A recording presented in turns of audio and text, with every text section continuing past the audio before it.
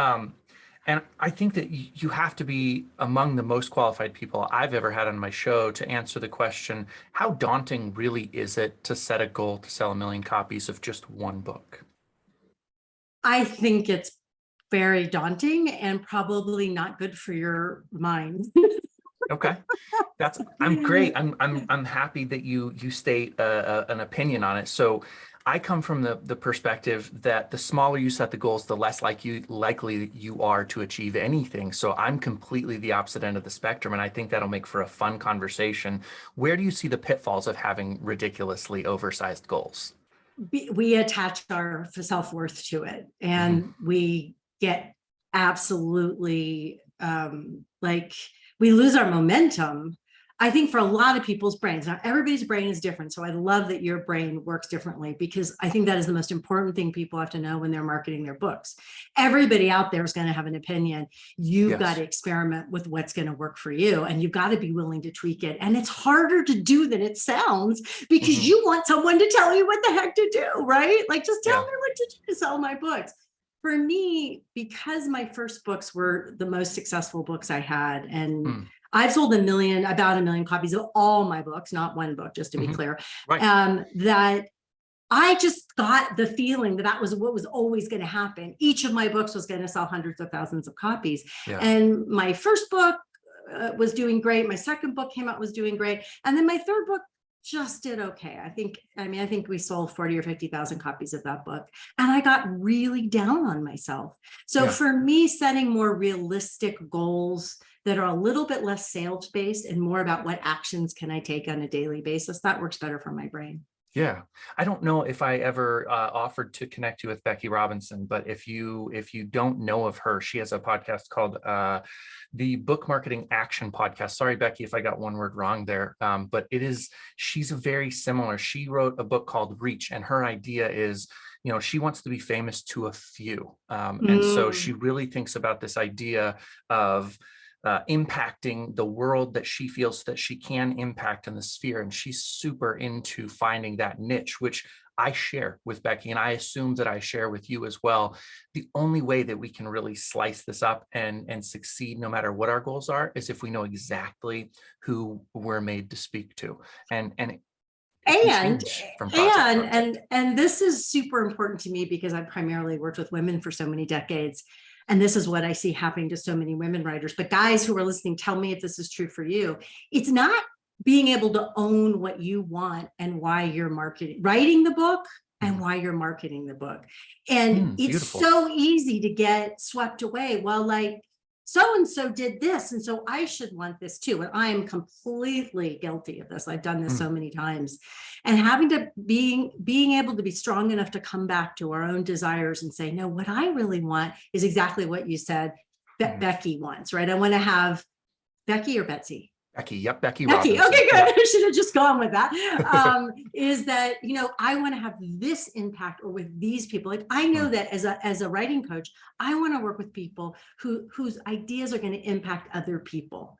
Yeah. So whether it's a diabetes instructor that I worked with, educator, right, who had some really amazing stories and ideas for people who are living long-term with diabetes, or whether it's climate change people, or that's what gets me excited.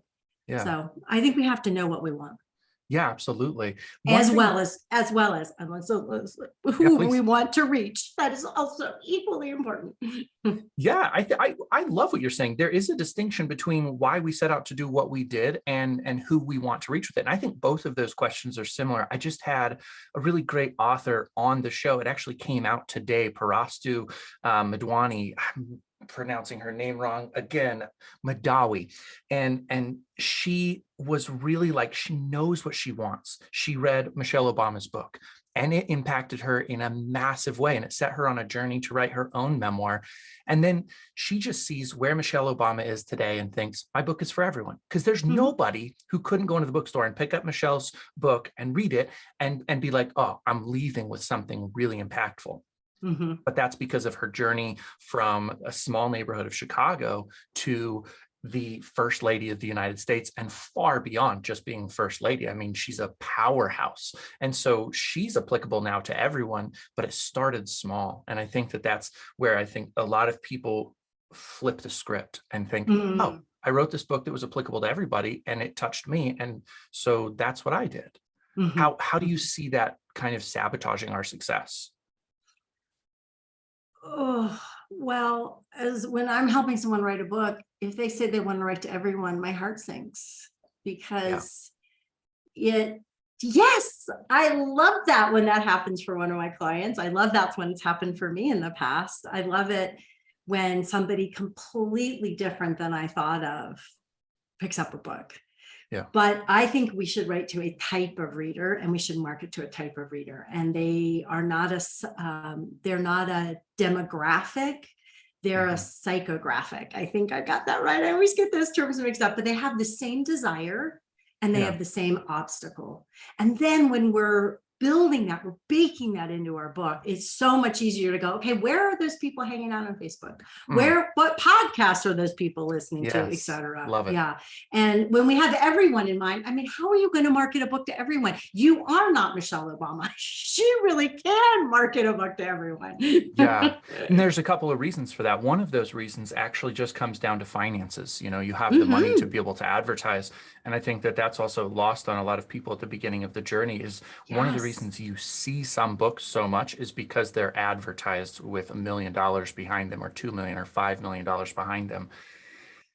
You got to play the game a little bit differently if you want to get to that point. Absolutely. People don't realize that Michelle Obama is a brand. She is the most Mhm. successful brand now, Mm. probably one of the most successful brands in the world. I just saw Yeah. that her new book is coming out. Yeah. And Stephen King is a successful brand. Jodi Mhm. Picoult is a successful brand. Beautiful. James Clear is a successful brand.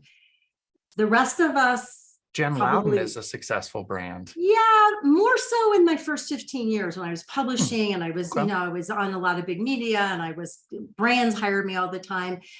I really made the switch probably about 15 years ago to say, I want to pick me and I want to create more of a business. And so I went much more into Yeah. education and now into writing coaching. Yeah.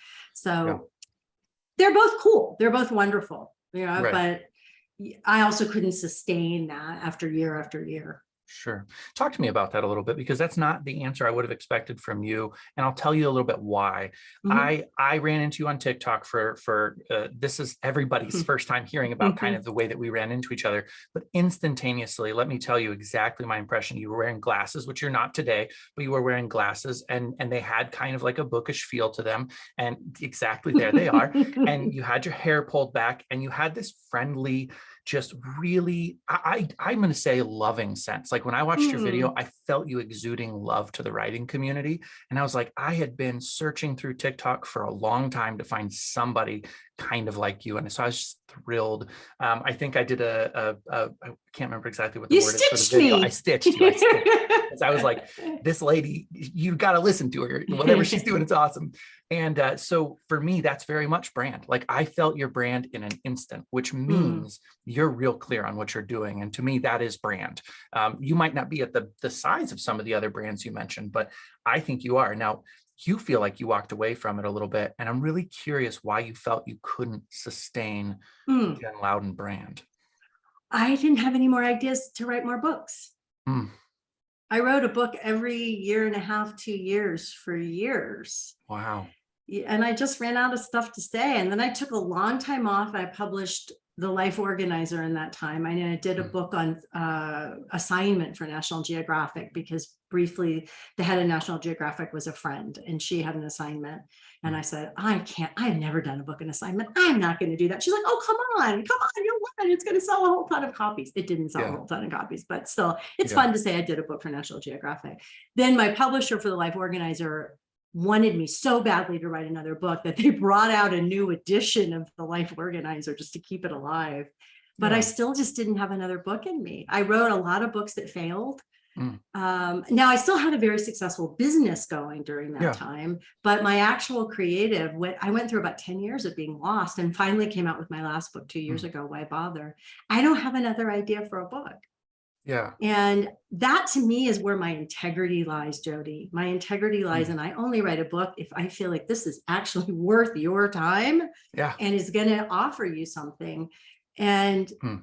and so that's it, so keeping up the branding of teaching and keeping up the branding of leading retreats and writing coaching, all that, that's fun.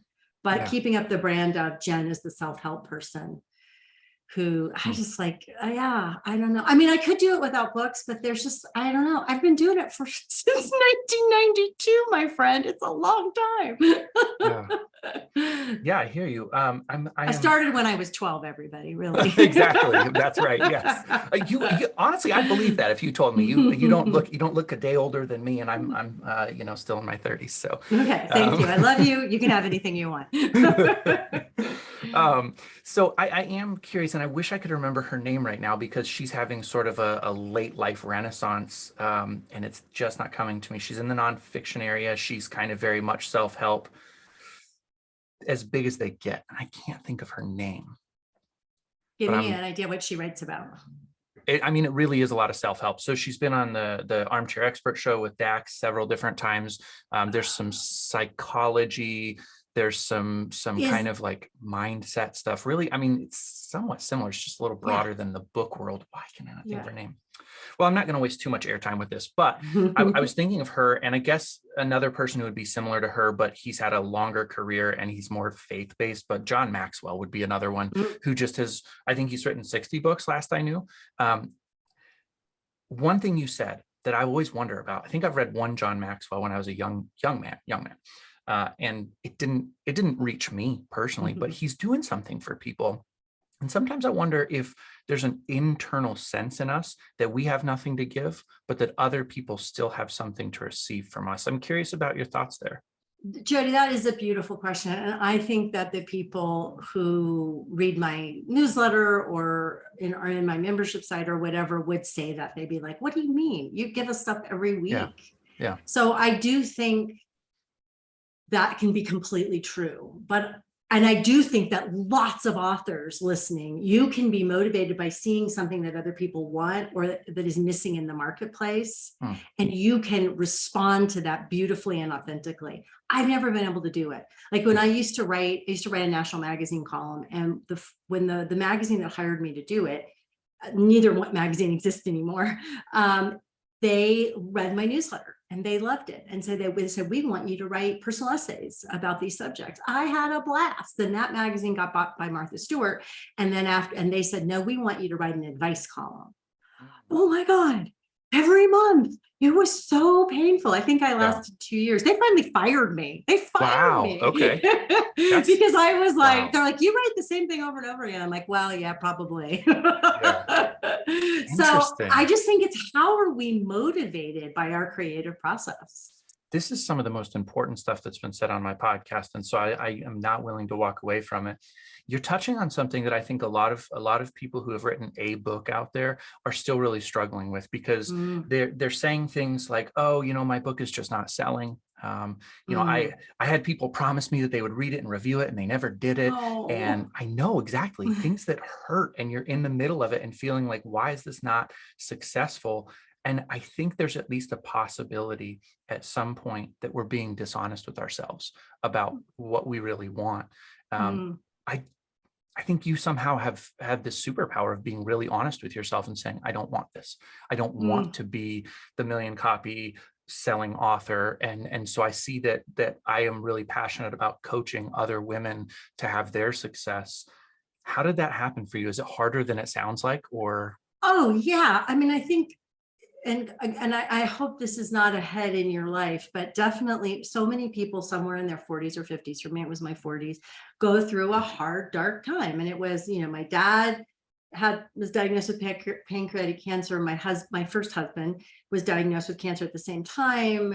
I went through losing the magazine column. I used to do a lot of work for brands. I got fired by a brand because they had a hostile takeover. Like it was just, yeah. I'm not even touching on, there's so many things. And then we got a divorce, right? So it was several years of hell. And I think when we go through those periods, which most of us do, but I hope everybody listening never does, that it really does start that, what do I really want? And that reconsidering. And I want to be Yeah. clear, being a successful author and being on cool book tours and being on Oprah and all of that, super cool. Yeah. But I'm the one that has to look in the mirror in the morning. I'm the one that has to say, am I excited about this? And when I can't write something, I can't write it. I wish I Yeah. could. I wish I was somebody who could just be like, okay, I see the need in the marketplace. Let's turn it Mhm. out, because, Yeah. but I can't. And I think it's great if you can. Yeah. So I I have think this, it's dark night of the soul, aging, and the way I'm built. yeah. You said a couple of things. One, you said, I hope that anybody listening doesn't have that time. This is part of my brand or part of who I am. I hope everybody listening does have one of them. And I hope that they emerge through it with a Stronger. life lesson. Yeah. Like the one that you're talking about. You're going to have an inflection point at that moment Mm. when you experience the worst thing you could imagine.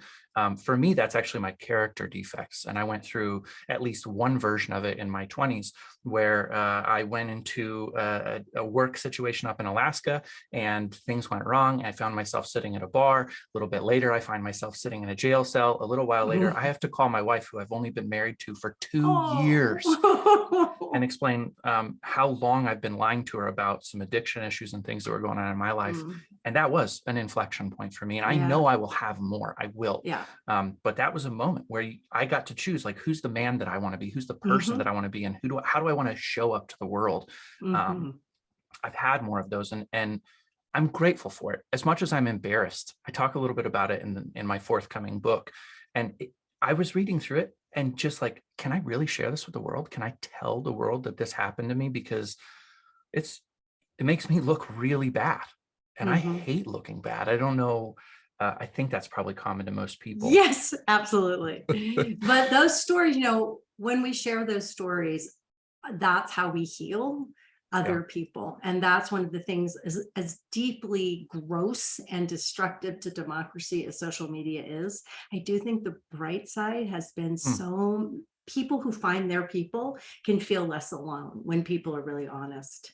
And Yeah. when I wrote Why Bother has a lot of those stories about that dark time in my life and other dark moments.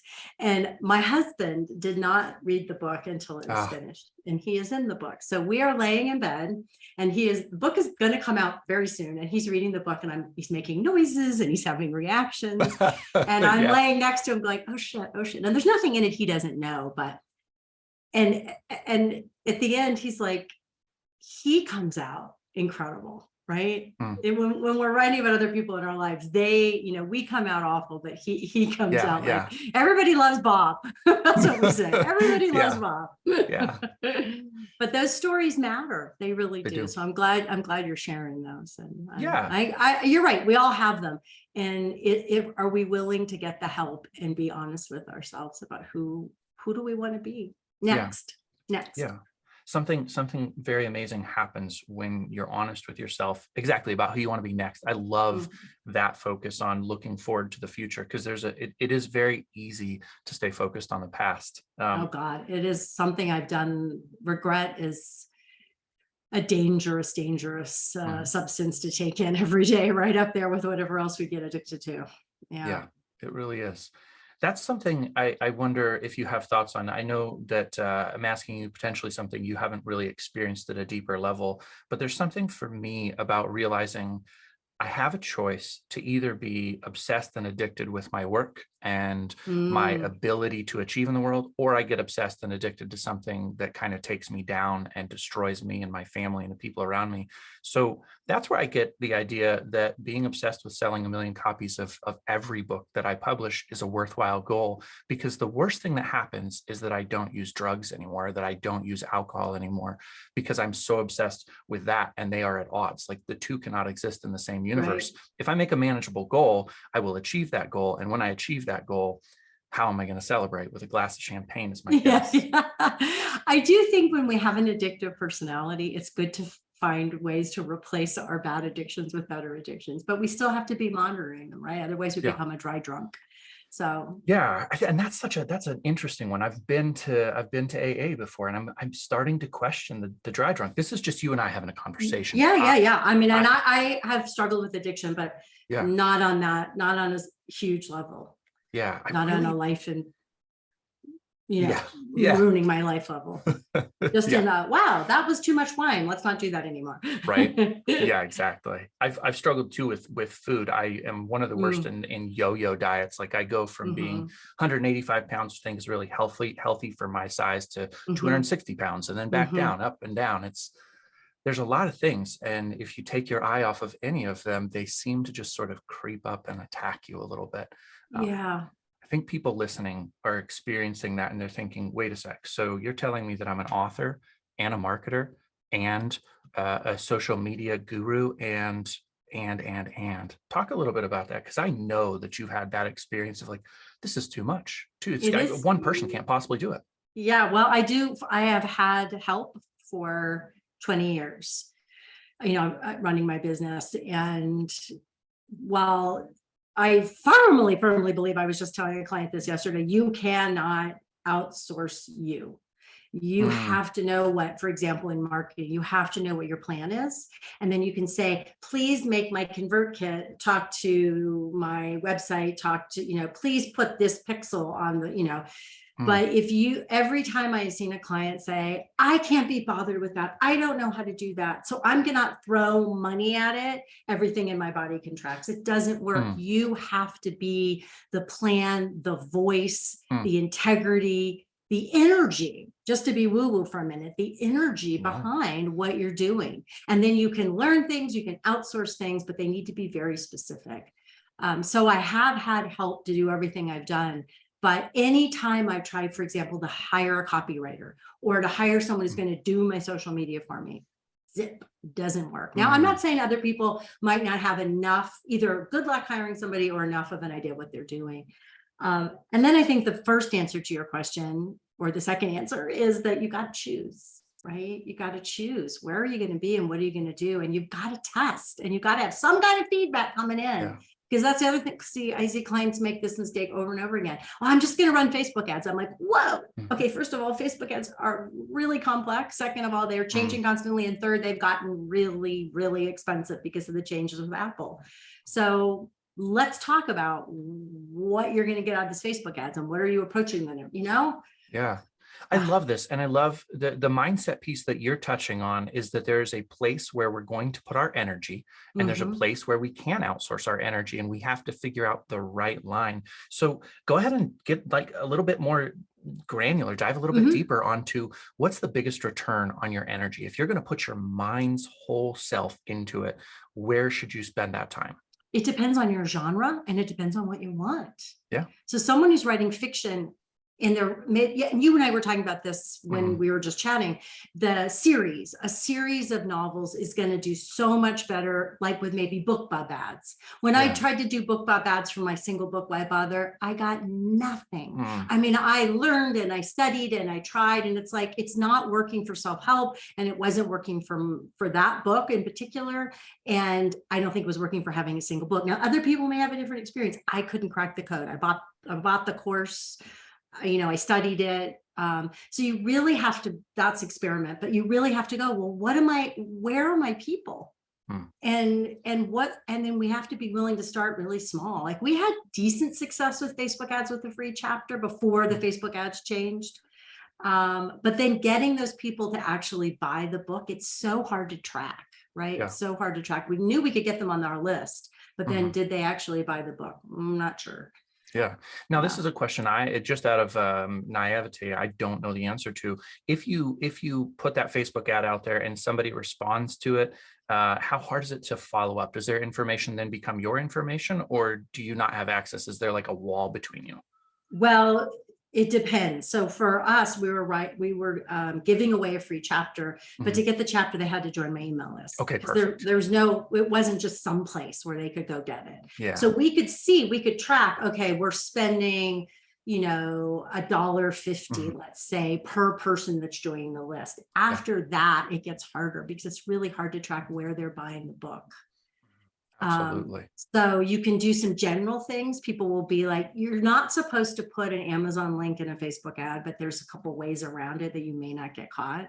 Mhm. And then you can see, oh, my sales went up for that week. That's about what you're going to get. Or if you're not doing Amazon, if you're doing another site, Yeah. again, same, you might be able to get the same general information, but you're not Yeah. going to know specifically. So talk to me a little bit too about follow-up. I'm trying to touch on some subjects that I know you have a lot of experience Mhm. with, because like you said, overall, your books, you have sold 1 million. One of the things that has been most valuable for me is follow-up. And I've been able to do that really successfully, ultimately through Twitter, because Twitter still is pushing me out pretty widely. But You're doing great on Twitter, yeah, killing it. it's really nice. But so one of the things that's really great is that I can then identify some people who I see really regularly. There are some cool tools out there that tell me who's deepest into my sphere and really orbiting around my content. And I can follow up with those people and turn them into super fans just by loving on them, which is Mhm. what you did a little bit with TikTok, is you're loving on people. And I don't Mhm. know how many people you ultimately sort of are at right now there, but in general, I'm willing to guess you have at least 1,000 people who really love your content. I don't know. I'm not, I love the videos I make there, but they're not getting any traction. I can't Yeah, figure out why. across all your channels, your books, your Yeah. coaching, all that kind of stuff. Yeah. And as much as I don't think that the 1,000 true fans thing is necessarily like the bar to set, I think there's something to it. And follow up is how you do that. So talk to me about your strategy, your thought process when you're following up with people, how you take it deeper, but keep it at a business level. Mm. That's something I'm terrible at, and I aim to get better at, because I have had the one to many model for my whole business. It's always been about volume of books, volume of Yeah. courses, volume of members.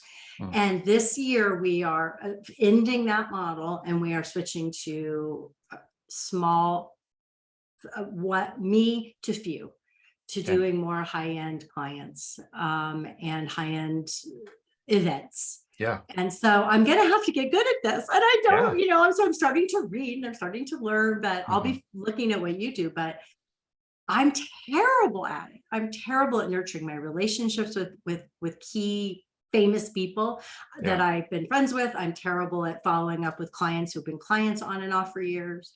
So this is going to be a big learning curve for me in the next Yeah.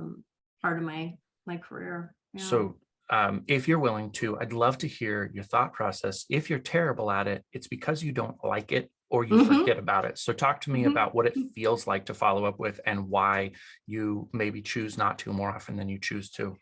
Okay, well, you were honest about your addiction, so I'll be honest about this. So I loved being a big deal.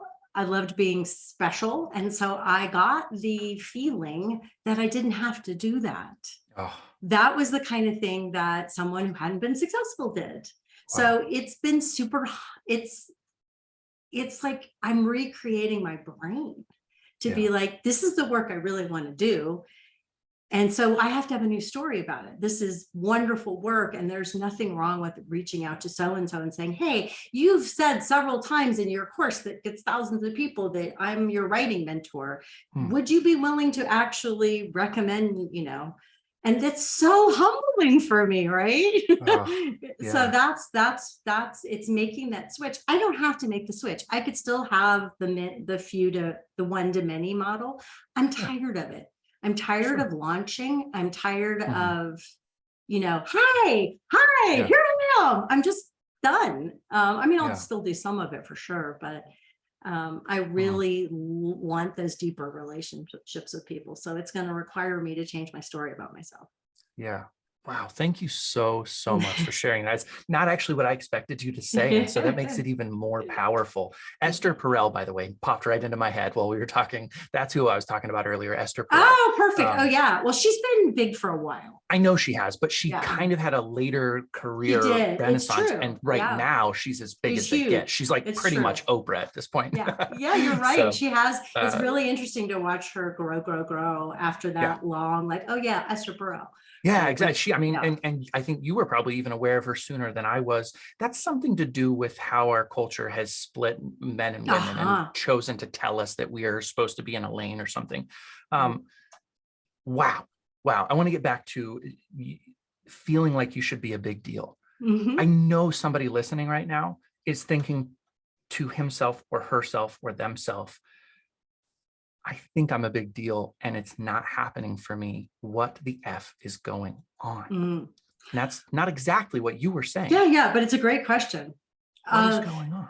yeah, okay, so you just said something about splitting men and women. Let's Yeah. talk about how we are all now in bubbles. So someone listening doesn't know who Esther Perel is. You're going to go look her Yeah. up, but you're not in her bubble. Her bubble hasn't Mhm. intersected you. Michelle Obama's bubble intersects almost everybody. That has become very rare. When Yep. I was coming up in the early 90s and starting, with my first books and everything, there were fewer bubbles. If you Mhm. got on certain talk shows, if you got in certain, I used, I was in newspapers that don't exist anymore. I wrote for magazines that don't exist anymore. It was much easier to be in many more bubbles or spheres. Mm. It's much harder now. It's a much noisier, much more fragmented world. And that means that the ability to sell a lot of books has become a lot more difficult. Mhm. And knowing the facts will make it easier to depersonalize it. The other thing I see over and over and over again is people quit way too soon. Say it again. People quit They way too quit soon. way too soon. Way too soon. I marketed Why Bother, my first self-published book. I've been published by Big Five and big independents and all different kinds of publishers. I decided I wanted to try self-publishing and do the whole thing. I worked my butt off for over a year. I think we've sold 12,000 copies. Yeah. Like, Yeah. I worked so hard. Yeah. I worked every day to pitch podcasts, to, you name it. I was out Mhm. there doing it. So I think it's just really difficult to, and this was a Yes. book that was in, I'm still in bookstores. I still have book reps still know who I am. Yeah. So There's a concept that I have been kind of playing with a little bit. It's part of the book that I have coming out for marketing. And it's the idea that we need to be able to pivot quickly. So when we see something that's not working, so, and this will get back a little bit to the TikTok conversation. You and I both, I think, are pivoting away from it a little. Maybe I that's think changed so. since Yeah. we last talked, but I'm keeping it alive on life support, sort of. I'll be Yeah, there me enough too. that I don't disappear. But the importance of pivoting when you realize something's not working is it's really hard to teach. You can tell someone to do it, but it's one of the hardest things to teach because it's dynamically tied in with that idea you were just talking about people quit too soon. But it's also dynamically tied in with who we think we are. Right. So I Say have a more. perfect story of this. Yeah, please. My book was supposed to come out in May of 2020. Oh, yeah. Ugh. I had an entire book tour, an old-fashioned Oh. book tour plan, because I had these memories of filling bookstores with people and connecting. And I'm like, my email list is going to love it if I go out on the road. And I had this whole, there's a wonderful organization called Happy Women Dinners, and she was going to host dinners in all these different cities. And I had gone down the rabbit hole of planning a tour. We're starting to get media Brutal. support for it. I laid in my bed for 2 weeks. I was like, what the actual do I do now? I couldn't pivot because my story was, this is how it's gonna go. And more than that, Jody, my first book, The Woman's Comfort Book, partially became a bestseller because the timing. No one else had written a mainstream book about self-care. But I toured for 3 months with that book in my parents' Ford Taurus station wagon. Yes. I drove the Yes. Wally wagon around the US for like 9,000 miles, doing workshops and book signings from 5 people in a basement in a YMCA to, 200 people and, whatever. And I was going to recreate that. So I had this whole story in my head. That's how Why Bother's going to pop. That's how we're going to sell 50,000 copies the first year, like I did with my first book. Yeah. So when that dream, that fantasy went away, and it was totally a fantasy, I didn't know what to do. Right. So I think a lot of it is what we set ourselves up for. That's why it's hard to pivot. I have the same thing. I'm like, I'm going to be on TikTok. It's going to be incredible. And I'm like, why is this not popping? Everybody says, and I had this wonderful conversation just recently with somebody that I met for the first time. And she was saying, you really have to be on TikTok. I sell so many books through TikTok.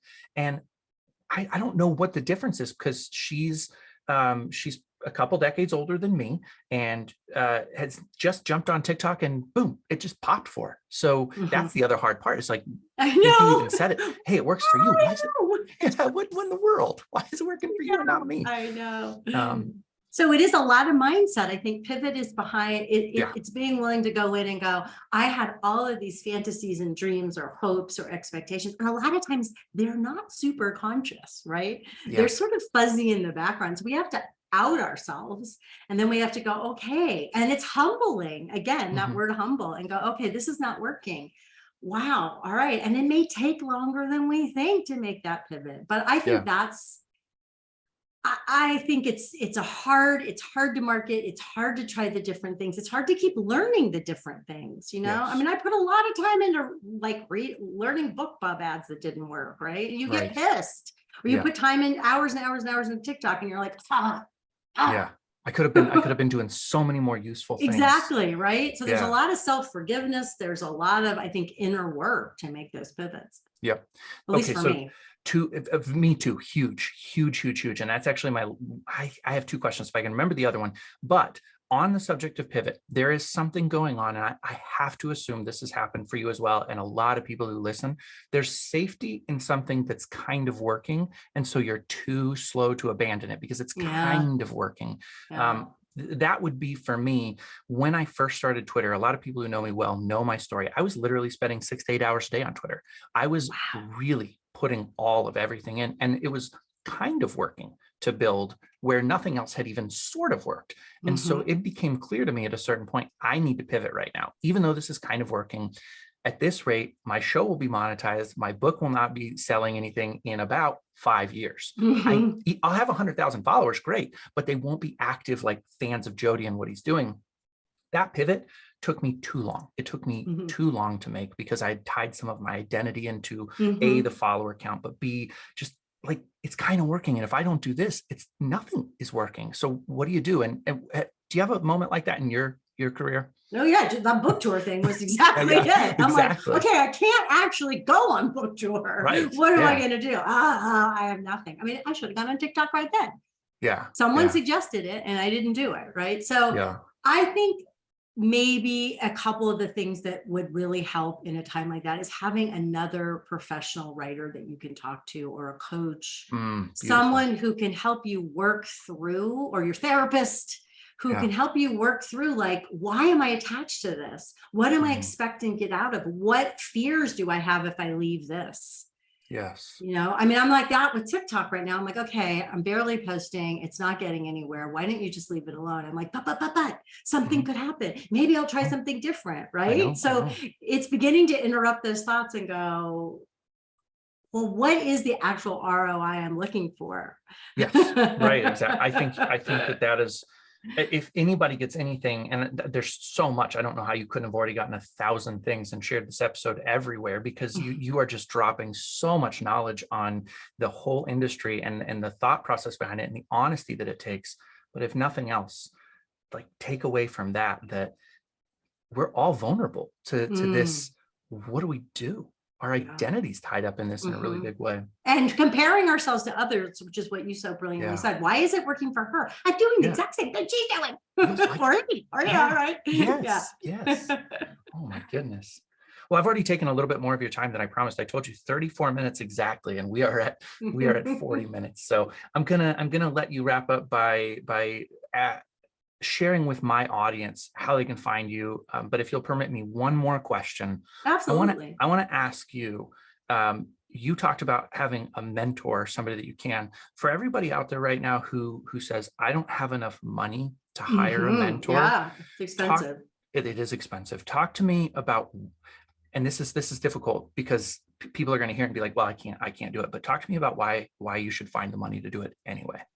Well, I think I never want people to go into debt, right? Yeah. The people who sell stuff and say, oh my God, you should take out money from your 401k. It just makes me, Right. in fact, I had someone take a course from me this year and they took money out of the 401k and I asked them not to. And then they Mm, explained to me why they were doing it and why it sure. was okay. I'm like, okay, that's fine. But Yeah. other, like, I'll give it to you. So I don't think we should ever go into debt. I think that thinking of it as an investment isn't a great way. It's an expense. It's an expense that you may or may not make back. So that's really important mindset. Hmm. If I work specifically with people who usually have some kind of ROI. They're like, I'm a thought leader. So getting this book out is going to help me with my speaking engagements, or Mm. I'm already a really successful executive coach, or, trainer, or I'm trying to think of some of my clients. Yeah, anyway, my mind is going blank. And this is going to help me with my business. I need this to hand to my clients. So I really think that what you have to do for yourself is go, what am I getting out of this? What do I want out of this? And if it is your soul and your creativity, those matter too. Yeah. And what I find for people who are writing fiction, because I work with nonfiction people pretty much exclusively, is that the fiction people, the ROI is a lot harder. It's a lot harder to get it back. So on the other hand, I see fiction people just doing willy-nilly courses everywhere, and they're not really building a narrative that works. So if you're going to spend resources, spend it on building a book that has narrative drive. I love the science of storytelling. I love Story Genius. And I think there's a lot of good free resources or inexpensive resources out there. Yeah. There are. For me, spending money has been the most important thing that I've done. I do go so far as, and I, by the way, don't offer any courses. So, and I don't ever see myself offering anything that'll cost more than $20. Well, maybe the book hardcover will, but anyways, you get what I'm saying. I'm not going to, nobody will have to go into debt for anything that I ever sell, because that's a core thing for me. At the same time, I've spent $7,000 on different things, $10,000 on other things to learn and figure out. And there are things that are way more expensive. I mean, you want to learn from Tony Robbins. Oh, wow. That's like most people's house. And that's wrong. And I think he's horrible. And I'm just going to say that right out. And that's okay. Stand that man. That's totally fine. I know very little about him. I know some about courses. He's misogynistic and just awful. And nobody should charge you what it costs to buy your house. Yeah. So there's my opinion. And I'm glad you said it. And I'm sorry that I picked somebody. I'm sorry that I picked somebody that's that way. But I would say that a mindset that I would encourage people to shift in, and maybe even you at some point think about it after this conversation, is if I spend $100,000 on something that teaches me how to make $200,000, then I actually made $100,000. Oh, absolutely. And became a better person. It's just that I find so many of those people who are selling at that level are full of shit.